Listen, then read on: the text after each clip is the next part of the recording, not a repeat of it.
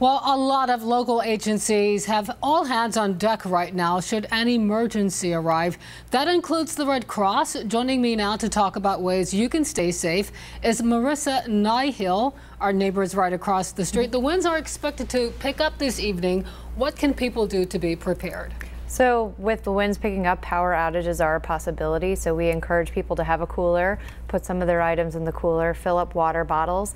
Your food will be fine in the refrigerator if you keep the door shut on it for up to 4 hours. Your freezer food, if it's full, can last 48 hours. If it's about half full, 24 hours. So that's something to keep in mind. And then we don't want people using candles. We prefer they use flashlights. Now you've brought along the Red Cross emergency kit. Tell us about these tools here. Sure. So in here, and you can build your own, we've got a radio that's powered by battery so you can stay informed of what's going on.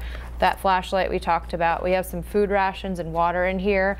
We also have some basic toiletries, so anyone could build this on their own. You want some, toothbrush, soap, shampoo, that kind of thing. And then also first aid on this side. We have some first aid supplies, God forbid something happens. We also recommend you add your own medications to this, cell phone charger, and anything else you might think is necessary, but this is a good basic to start with. And we talked a little bit about candles and safety. We know that in the aftermath of a disaster, that is quite often when you see most of the injuries and even fatalities. What are some of the safety things that people need to keep in mind around the home?